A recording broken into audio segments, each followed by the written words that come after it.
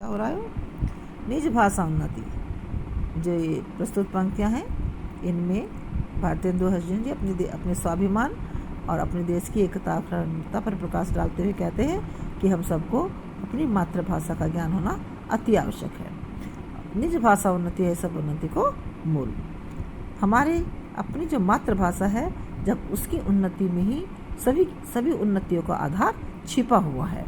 अपनी मातृभाषा के ज्ञान के बिना व्यक्ति के हृदय के जो विचार हैं वो किसी दूसरे पर प्रकट नहीं हो सकते, और जब हम अपने हृदय की पीड़ा को किसी पर प्रकट नहीं करेंगे तो वो हमारे हृदय की पीड़ा हमारे हृदय में छिपी रहेगी, जिससे हम सबको शांति प्राप्त नहीं कर सकेंगे।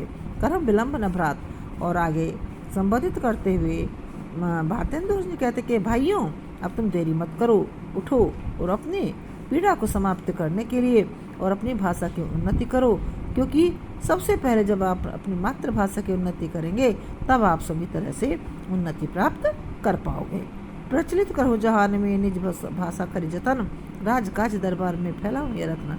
और भारतेंदु हरिजन जी कहते हैं देशवासियों को संबोधित करते हुए कि अपने देश के विकास के लिए, अपने राष्ट्र की उन्नति के लिए, अपने देश की अखंडता के लिए पूरे संसार में अपनी मातृभाषा रूपी रत्न को फैला दो, और ताकि इतना फैलाओ कि देश के जो राजकाज हैं वह भी सब हिंदी भाषा में ही होने लगे।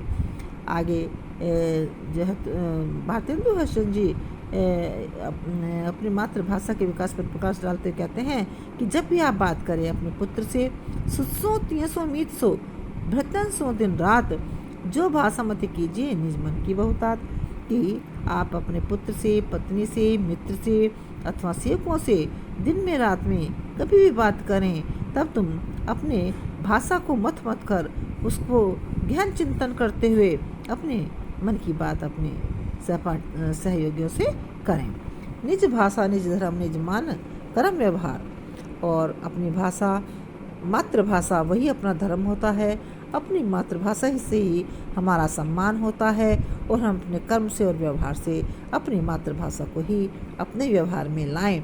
सभी बढ़ाओ बेग मिली, सभी को चेतावनी देते हुए, जागृत करते हुए भारतेंदु हरिजन जी कहते हैं कि ये देशवासियों, शीघ्रता से आप अपनी मातृभाषा को विकसित करो, बढ़ाओ, इसका मान सम्मान पूरे विश्व में फैला दो। मैं पुकार कर आप सबसे यही आग्रह कर रहा हूँ। पढ़ो लिखो कोई लाख विद। आगे भारतेंदु हरिजन जी कहते हैं कि तुम लाख तरह की पढ़ाई कर लो, चाहे कितनी भी भाषाओं का ज्ञान प्राप्त कर लो, लेकिन जब तक अपनी मातृभाषा के अनुसार आप चिंतन मनन नहीं करेंगे तब तक आपकी उन्नति संभव नहीं हो पाएगी। अंग्रेजी पढ़ के जब भी सब गुण होत प्रवीण। आगे भारतेंदु हरिजन जी कहते हैं कि अंग्रेजी पढ़कर हालांकि सभी लोग बहुत सारे गुणों को प्राप्त कर लेते हैं, कुशलता प्राप्त कर लेते हैं, लेकिन जब तक हमें अपनी मातृभाषा का ज्ञान नहीं होगा तब तक हम किसी प्रकार के गुण से युक्त नहीं कहलाए जा सकेंगे और हम गुणहीन बने रहेंगे। आगे भारतेंदु हरिजन जी घर की फूट बुरी, इस पर प्रकाश डालते हुए कहते हैं कि हम सबको आपस में, अपने परिवार में, अपने समाज में, देश में प्रेम पूर्वक रहना चाहिए।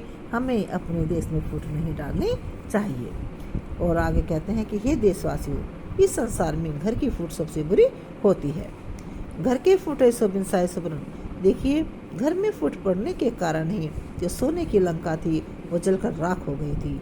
ये आपने कहानी सुनी होगी कि जब राम और रावण का युद्ध चल रहा था, तब रावण का छोटा भाई विभीषण आकर राम जी से मिल गया था, और उसने राम जी को रावण की नाभि में अमृत होने का रहस्य उजागर कर दिया था, जिससे राम जी को उसे मारने में आसानी हुई, और उन्होंने एक साथ 11 तीर चलाकर 10 सिर और उनकी नाभि में एक तीर मारकर उन्हें मृत्यु की नींद सुला दिया था, जिससे वो लंका पर विजय प्राप्त कर सके थे। फूटे सो सत कौरव ना से भारत युद्ध भयो। आगे भारतेंदु हरिजन जी कहते हैं कि फुट से ही 100 कौरव मारे गए थे और महाभारत जैसे युद्ध का प्रारंभ हुआ, जिसमें भारी विनाश हुआ था, जन धन की बहुत उसमें हानि हुई थी। फूटे सो जाको घाटो या भारत में अबलो नहीं पूजो। और उस महाभारत के युद्ध में जो हानि, जन धन की हानि हुई भारत में हुई थी, अब तक भी उसको पूरा नहीं किया जा सका है। फूट से ही जयचंद ने यवनों को भारत में बुलाया था और उसने उन्हें भारत में रहने का स्थान दिया, जिससे भारत सैकड़ों कितने साले वर्षों तक पराधीन बना रहा।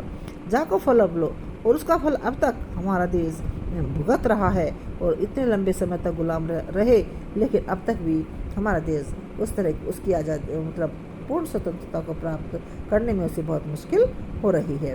फूटे सो नंद विनाश हो, फूट से ही जो राजा नंद का विनाश हुआ था और उससे के हाथ से मगध का राज्य चला गया था। वह चंद्रगुप्त को मारना चाहता था, लेकिन चंद्रगुप्त को न मारकर उसे स्वतः ही उसका राज्य नष्ट हो गया।